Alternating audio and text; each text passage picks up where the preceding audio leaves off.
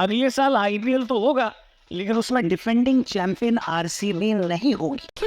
साले का खोपड़ी तोड़ साले का। मेरा खोपड़ी मत तोड़ो, मैं बिल्कुल मजाक नहीं कर रहा हूँ। अगले साल के आईपीएल में आरसीबी का पार्टिसिपेशन क्या हो सकता है राहुल जी? खत्म। जी हाँ, मैं वो रौनक, आप देख रहे हैं रणतंत्र। बहुत सारी खबरें इस तरफ इशारा कर रही हैं कि आरसीबी आईपीएल 2026 से बैन करी जा सकती है। कुछ भी मैं तो यही चाहूंगा कि ये बात झूठ हो, क्योंकि अगर ऐसा हो गया तो पहली बार टूर्नामेंट में डिफेंडिंग चैंपियन ही नहीं होगा। मुझे तो यही बात बहुत अजीब लग रही थी कि पिछले साल का ट्रॉफी विनिंग कप्तान इस बार रिटेन नहीं किया गया, लेकिन यहाँ तो अब ये बात होनी शुरू हो गई है कि ट्रॉफी विनिंग टीम ही आईपीएल में रिटेन नहीं होगी। सुनने में आ रहा है कि बीसीसीआई इस वक्त आरसीबी मैनेजमेंट से बिल्कुल भी खुश नहीं है। कुछ मीडिया रिपोर्ट्स में तो ये भी सामने आ गया है कि आईपीएल के ऑफिशियल इंस्टाग्राम अकाउंट से आरसीबी टीम के अकाउंट को अनफॉलो कर दिया गया है।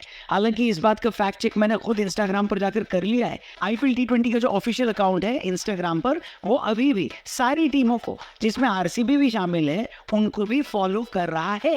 लेकिन यहाँ भले ही अनफॉलो न किया हो, लेकिन बीसीसीआई के अंदर आरसीबी को लेकर बातें होना शुरू हो गई हैं।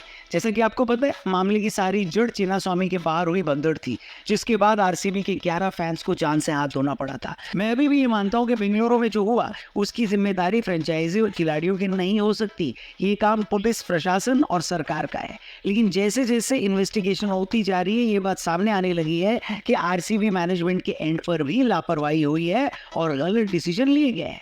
बेंगलुरु पुलिस ने एक स्टेटमेंट में ये कहा है कि हमने कर्नाटक की सरकार को और आरसीबी मैनेजमेंट को ये मंगलवार की शाम को जीतने के बाद ही कहा था कि आप ये सेलिब्रेशन अगले दिन यानी बुधवार की बजाय संडे तक होल्ड कर लीजिए। तब तक इमोशन भी ठंडा हो जाएगा और पुलिस व्यवस्था भी बेहतर तरीके से मैनेज कर पाएगी। लेकिन यहाँ पर आरसीबी की मैनेजमेंट ने कहा कि हम संडे तक का वेट नहीं कर सकते, क्योंकि तब तक हमारे कई विदेशी खिलाड़ी वापस लौट चुके होंगे। इसलिए सेलिब्रेशन तो हमें तत्काल प्रभाव से करना चाहिए। यानी आरसीबी मैनेजमेंट ने फोर्स करके सेलिब्रेशन अगले दिन करवाया। इसके बाद बेंगलुरु पुलिस ने आरसीबी मैनेजमेंट के खिलाफ एक एफआईआर दर्ज कराई है। इवेंट मैनेजमेंट कंपनी और कर्नाटक स्टेट क्रिकेट एसोसिएशन के खिलाफ भी एफआईआर दर्ज हुई है।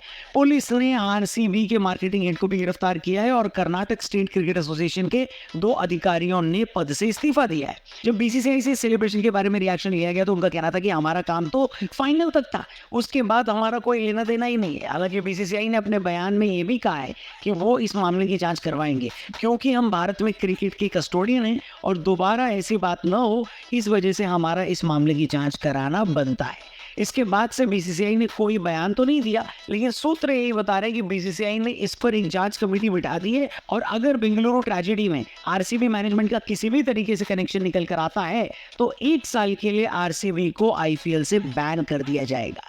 कई लोगों का ये कहना है कि भाई खिलाड़ियों ने कोई गलती थोड़ी ना करी है, मैनेजमेंट ने अगर गलती करी भी है तो उसका खामियाजा खिलाड़ी और फैंस क्यों भरे। लेकिन आईपीएल में 2016 और 17 में चेन्नई और राजस्थान की टीम जब बैन हुई थी तब भी उनके ओनर्स पर ही बेटिंग के आरोप लगे थे, खिलाड़ियों का तो तब भी कोई लेना देना नहीं था।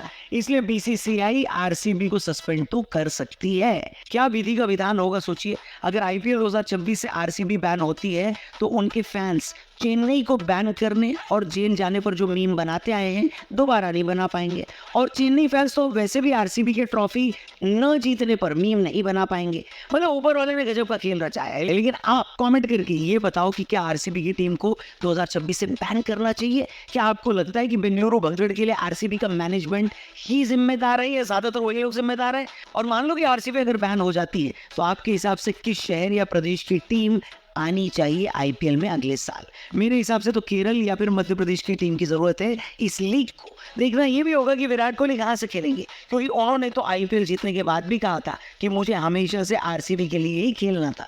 लेकिन यही बात धोनी ने भी कही थी जब चेन्नई बैन हुई थी, तो उन्होंने पुणे के लिए भी तो खेला था। क्या कोहली भी आगे किसी टीम के लिए खेलेंगे? अगर हाँ तो कहाँ से उनको खेलना चाहिए वो भी कॉमेंट करके जरूर बताना। बहुत सारे सवाल पूछे हमने, बहुत सारे सवाल हैं, किसी भी सवाल का जवाब आप कॉमेंट करके बता सकते हो। बस चैनल को सब्सक्राइब करके जाना, फेसबुक पर तो पेज को लाइक करना। जल्दी मिलते हैं। Thank you for watching. Good bye. जय हिंद।